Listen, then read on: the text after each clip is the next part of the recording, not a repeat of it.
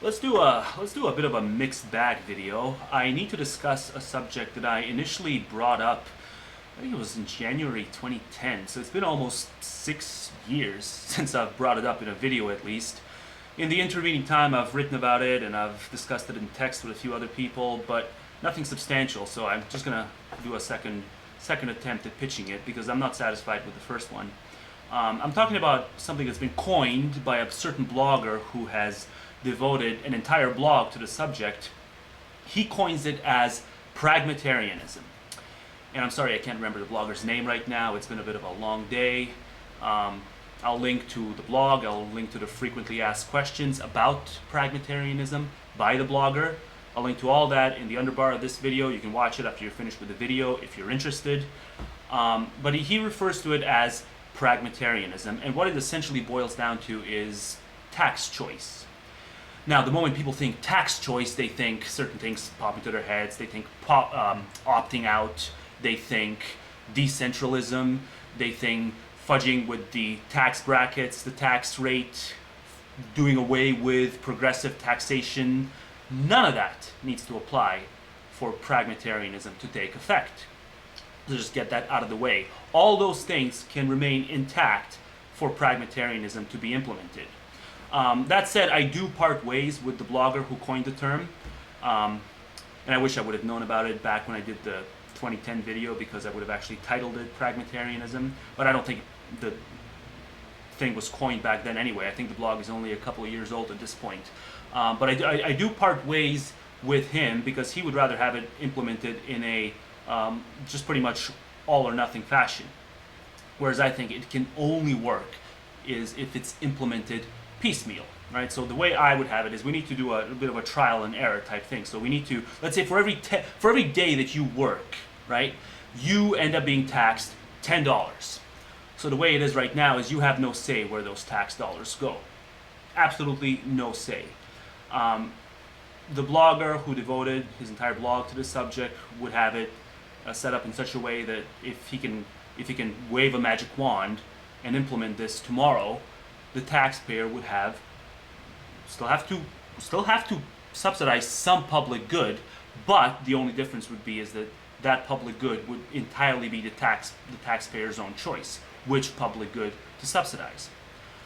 The way I would do it is I would go with a bit of a trial and error formulation. So let's say that so the government still spends $8 of those dollars, and now the taxpayer gets to choose what to do with those last remaining $2, right? So if you're just thinking this is utopianism or just impractical, and you're not even willing to entertain trying this, that's fine. That's fine. But there is an inconsistency. There's an inconsistency, especially when it comes to fellow left-wingers who are always bemoaning the fact that Congress in the States, for example, right? Congress has these historically low approval ratings by the public at large, right? There's these dismally low approval ratings. Something like, the last time I checked, it was somewhere around 39%, right? And when people point to these polls and when researchers hone in on these things and they talk about how, well, Congress is therefore bad because the public has a negative view of Congress that they haven't had in decades. This level of a negative view, right? This dismally low a negative view, right? So the implicit point there is that Congress ought to have a higher approval rating. And the moment you make that point, it stands to reason that you value, right, in some first order way, you value what the public thinks, right? And we see this elsewhere. We see this with people who self-identify as social democrats. They have the word Democrat as part of their political identity label. Right now, strictly speaking, I think this makes no sense whatsoever. Democracy can only ever be a second-order value. It can never be a first-order value, which is to say, it can always only be instrumentally valuable. It can never be terminally valuable, right? So I don't think it ever makes any sense for anyone to have the word democracy as part of their political identifier. But be that as it may, a lot of people do, and a lot of people talk about democracy in these glowy, flowery terms. The people have voted. The people have spoken. Right? So there's an implicit point there, a bit of a sentiment there that what matters is consensus per se, right? So we actualize consensus. And the moment you go down that rabbit hole, the moment you open those floodgates, it stands to reason that you would care about things like dismally low approval ratings for Congress, right? So Congress is not doing what they need to do in order to actualize consensus, public consensus. Now, if that's the case, if Congress is not doing it repeatedly, and if we're not willing to entertain direct democracy, which most people are not willing to entertain, and rightfully so, why would people oppose, right off the bat, pragmatarian alternatives? I can understand why they would oppose non-incremental pragmatarian alternatives, because it could have disastrous outcomes. But from the standpoint of an incremental, like again, the government still spends $8 the way they would have spent it. Like, so for every $10 they tax you, they still spend 8 of those dollars or whatever. Make it 9-to-1 ratio, right? So they still spend $9 the way they would have always spent it. But now the taxpayer has final say over that last dollar for every day he works that he is taxed, right? So there's all these people bitching about stuff like climate change and how not enough is being done about climate change. And look at the polls. The American people care about climate change more than Congress does. Okay, well then let them subsidize things like the EPA. Let them subsidize institutions that are going to take initiative in terms of combating climate change more so than whatever Congress is willing to do right now.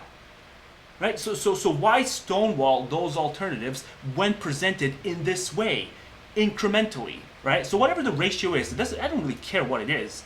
I just want to get to the core of the inconsistency here and why people are so opposed to this, right? You bemoan the fact that Congress, like public policy, here's public policy and here's public opinion. And people bemoan the fact that, well, public policy does not track public opinion. The people want something, and presumably the fact that they're not getting what they want, you're making it out, like a lot of people, a lot of fellow left-wingers are making it out as if that's bad. So if that's bad, why do so many left-wingers instantly dismiss incremental pragmatarianism as characterized by me over the course of this video thus far? If the public voice matters, and if pragmatarianism would allow the public to subsidize something, not to opt out, it would still lead to people having to subsidize some public good. It's just that they would get to choose which public goods to subsidize with whatever the ratio is. It doesn't really matter what it is. 9-to-1, 8-to-2, 7-to-3, it doesn't really matter. They would still have to subsidize something. If they care about climate change more than Congress does, according to all these polls that say so, and if that's something worthy of bitching about, then why not put the power in the hands of the voters themselves, of the taxpayers themselves?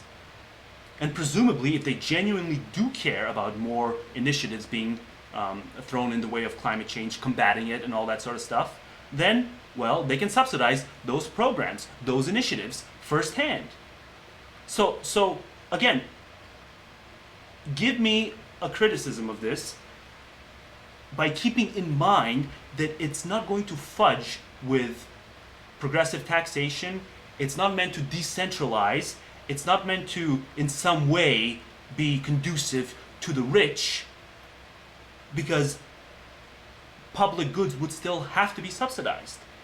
It's just people would have more say-so in what they subsidize at the end of the day. So you either have to do that, or you have to end up saying that, well, the fact that Congress has dismally low approval ratings is not a problem per se, because the people don't know what they want anyway, right? So you have to pick and choose. You have to choose one of these things. You can't bemoan the fact that Congress is not listening to public opinion, while in the same breath saying that the public shouldn't have more say-so in terms of what they do with Congress's expenditure. Don't fiddle with Congress's expenditures, but at the same time don't give the public any say-so.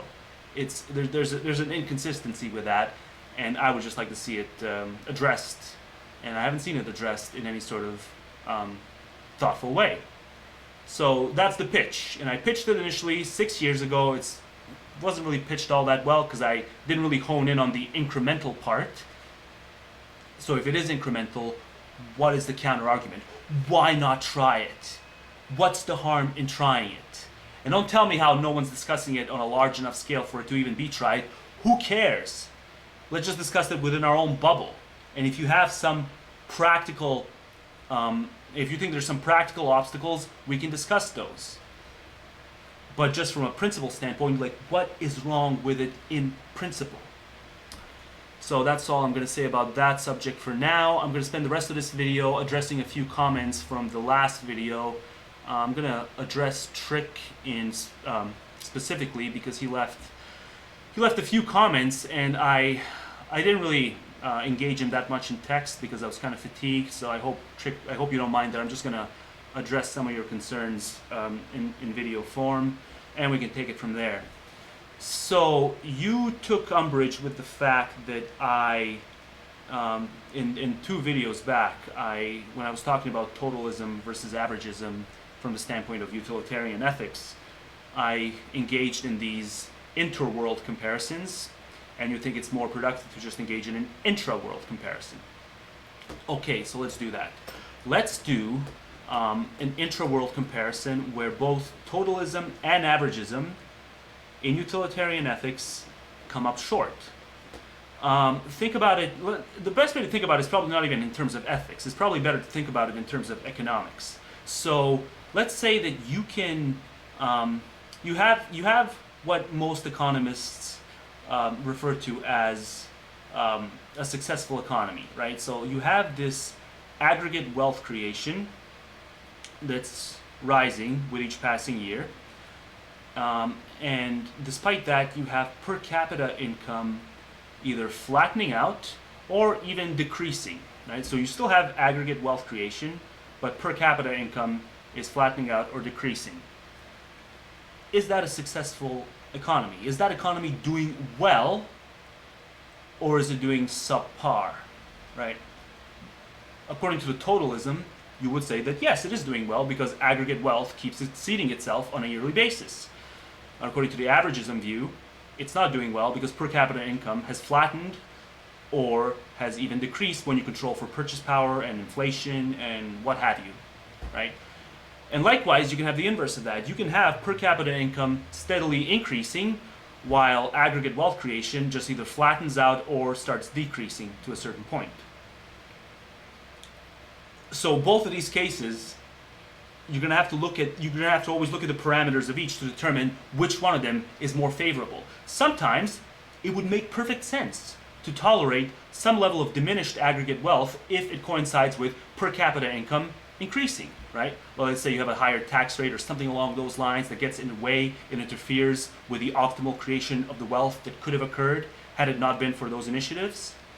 But at the same time, that's what has actualized the per capita income increasing. And likewise, you can do a flip turn of that, right? So you can say that we had more, like the rich were able to get richer simply because, well, we engaged in something like trickle-down economics. So it boosted, as tends to happen in the States from 80s onwards, it boosted aggregate wealth, but real wages did not keep up with productivity as a result of that initial setup. As is actually the case. Real wages are not keeping up with productivity. So that's just a real simple breakdown of why you cannot go with totalism 100% of the time, nor can you go with averagism 100% of the time. And thus the case for particularism is made, and I saw you say that you're not a particularist in ethics, so I'm just wondering how much aggregate wealth creation would you be willing to tolerate from a purely economic standpoint if it meant per capita income is really flattened or decreased as a result of that aggregate wealth creation, or as a result of something like trickle-down economics. And if you're going to say the only thing that should matter is per capita income, well, then I can certainly construe a scenario where you are going to severely diminish aggregate wealth creation as a result of safeguarding per capita income. So you can't. You have to always engage in the particulars, the configuration of the morally relevant features, or in this case, the economically relevant features, in order to cast an informed verdict, a prudential verdict. And you just can't do it by referring to some sort of first principles. So that's an intra-world comparison there. And I can, in the comment section if you want, I can crunch out some numbers for you and show how these two are not always going to be walking in lockstep. You can have one increase at the expense of the other, and you can have the other increase at the expense of the former. So what else? You also said that you're a value monist, which means you reject value pluralism, and I would just be interested to hear you explain how you reconcile that with like the theories of welfare I was talking about in the last video, right? So you have preferentism and hedonism. You also have objective list, but for the sake of simplicity, let's just not get into that right now. Let's just get into preferentism and hedonism. So I approach animal welfare from the standpoint of negative hedonism, right? So the only way you can wrong an animal is by harming an animal, experientially harming an animal. You cannot wrong an animal by deceiving it or doing something else with it without it interfering with its qualia in some way, shape, or form. Whereas with humans, it is entirely possible to wrong someone without harming them experientially, while it is also entirely possible to harm someone without wronging them. A simple example is if you do not want to be deceived and someone comes along and deceives you, let's say everyone in your life does nothing but deceive you. And because of this deceit, let's say they deceive you benevolently, so it's not even malevolent deceit, it's benevolent deceit. And because of this, just from a purely experiential standpoint, your life is much better. You are nonetheless deluded, but you experience far more happiness than you would have had you not been deceived, right? So your awareness is diminished, but your happiness is expanded. But again, what do you want at the end of the day? Are you after happiness or are you after awareness? Well, speaking for myself, if we allow preferentism, I am after awareness. So I'd rather not be deceived, even if it means that I never find out I've been deceived. And I take that delusion from people having deceived me, I take it to my grave. And my happiness and comfort and all that stuff is drastically increased. But at the end of the day, what do I want to happen? And that's the question when it comes to humanity. With animals, to wrong an animal is to harm an animal. It is as simple as that. But when it comes to human beings, there is no everlasting entanglement between wronging someone and harming someone experientially. You can harm someone without wronging them, and you can wrong someone without harming them. The latter entails stuff like deceit and promise breaking, and the former entails stuff like consensual harm. So if you harm someone but it's consensual, you haven't wronged them. You still negatively affected their qualia, but because there's an agreement there is no wrongdoing that's taken place. So for us to apply these different theories to different species like humanity and, well, all other non-human species, hedonism for all non-human species, preferentism for humanity, that entails value pluralism. So what would be your objection to that? And I guess the most simple ultimatum I can pose here to really drive the point home is, let's say the ultimatum you're given here is you get to retroactively wipe out the existence of two groups of people, right? So the ultimatum says there's two groups of people, but you can only retroactively wipe out the existence of one of those two groups. Group A consists of all the individuals who regretted having been born. And let's do it for the past 5 decades, right? So from December 1965 onward to December 2015, you can retroactively erase every single person who was born, who regretted having been born, and who died with that regret of having existed. Poof! You can just retroactively wipe them out. Do them a favor. It's something they wanted, right? Or you can retroactively wipe out Group B, which consists of all the individuals, the supermajority of individuals, who did not take any umbrage with having been brought into existence.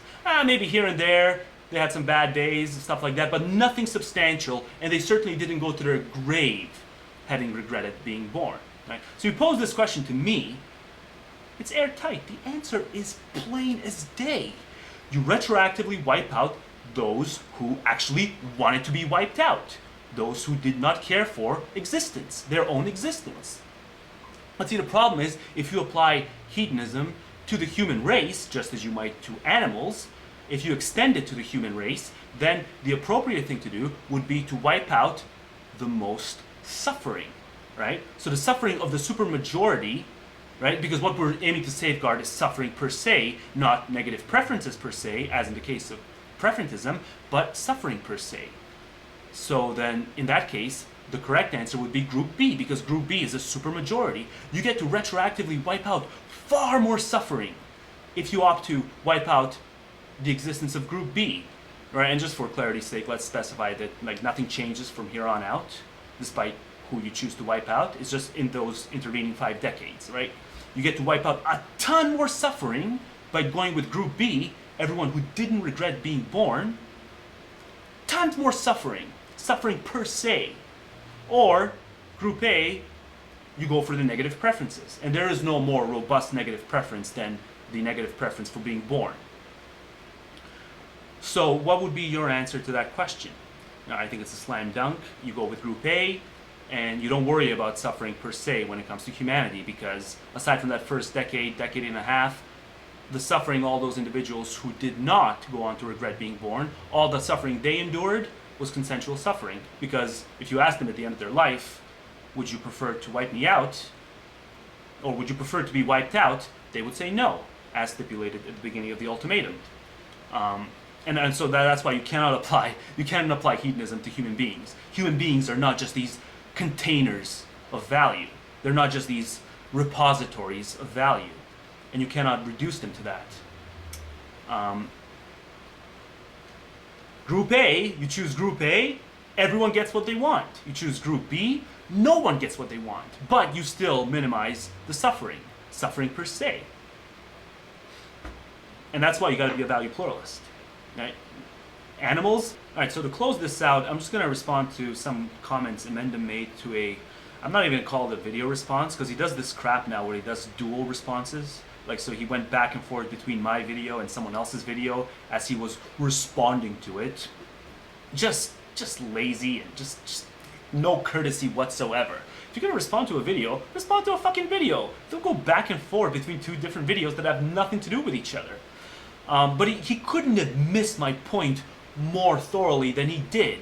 He just absolutely did not grasp what the point of that previous video was. Like, at one point he actually said that he characterized it as though somehow I endorsed the torture, when the whole point of the video was that the only way to not endorse the torture, because we're talking about extant beings, is to admit that there is a middle of the road line that separates above neutral from below neutral states. The moment you say there is no such line, like that example I used in the previous video, ancient Rome's gladiator wars can become permissible, because the crowd is viewed as just being also below the neutral state.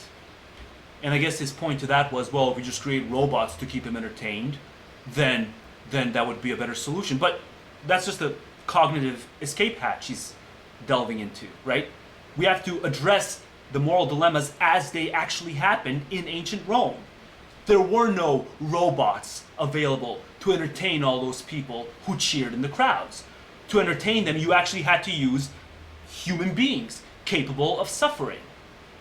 So to talk about, to just derail the subject by referring to hypotheticals about robots entertaining the crowd just totally misses the point. We have to deal with criticisms of positive utilitarianism, what I argue can't be made into negative utilitarianism once we reject deprivationalism, right? But strictly speaking, the criticism is applicable to positive utilitarianism, because they believe that there is a commensurability between below neutral and above neutral welfare states. I think that commensurability should be off limits. And so his point was, again, just this cognitive escape hatch. Like, I implore anyone to go back, watch that video, hell, even put a toddler next to the video as you play it. And even a toddler will not be so confused as to think the video engages in apologetics for torture. And that's Emendum's takeaway. Emendum's takeaway, go watch that, I'll link his video as well. Like he actually said that I think that because positive states exist, therefore because positive states can theoretically outweigh negative states in some package deal, therefore it ought to happen. Just completely missing the point of the video. Like I was flabbergasted at his inability to follow along to a simple pattern of thought. But of course, he's flip-flopping between my video and someone else's video, so he doesn't really care to be cautious in how he scrutinizes what people say. He's sloppy as fuck. So I shouldn't even spend any sort of constructive time replying to his video because he doesn't do people the same courtesy. So fuck it. I'll just say that rewatch the video and watch it carefully. There were no apologetics of torture anywhere. And to come away with the view that, like, if that's your takeaway, then you have serious listening issues. You have serious comprehensive issues. So try harder. Try harder. And in terms of verbiage, well, no, I'm done. I'm done holding people's hands. Okay? I'm done spoon feeding shit to people. Okay? And if you can't follow along, if you're going to complain about certain terminology, then simply disengage from the content. Don't respond to the content and in the same breath talk about how it's incomprehensible. First of all, it's not incomprehensible. I'm simply not holding people's hands anymore. And second of all, yeah, if it is incomprehensible, like when I find something that's incomprehensible, I either ask questions or I simply disengage. But I don't respond to the video and rag on it while announcing to the world that I don't really know what the video is discussing, as you clearly didn't. So please, change your tack if you want to engage with someone in a constructive way. Don't respond to things that you don't grasp. Ask questions. I don't mind answering questions. I enjoy it. None of this is all that complicated to begin with. But your approach is shit. It's below shit. This dual response, one video, other video, back and forth, no, that shit has to go.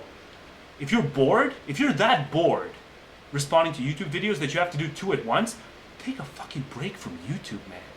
Take a fucking break. And you do look bored. You're sluggish and you're just engaging in all sorts of tangents and, well, I engage in tangents too, so I can't give you shit for that. But seriously, like, take a fucking break. Next time I see someone, doesn't matter who it is, anyone, responding to my video while playing someone else's video in between, I'm not watching that fucking video. It's excruciatingly obnoxious. It's insufferable. Be more responsible. If you want me to be a proper interlocutor, you have to do your bit. You haven't done your bit. If you don't feel like doing it, if you're not up to the task, that's fine. Ignore the video. But don't do it the way you did it in your last video that played mine and someone else's, because it's beyond insufferable.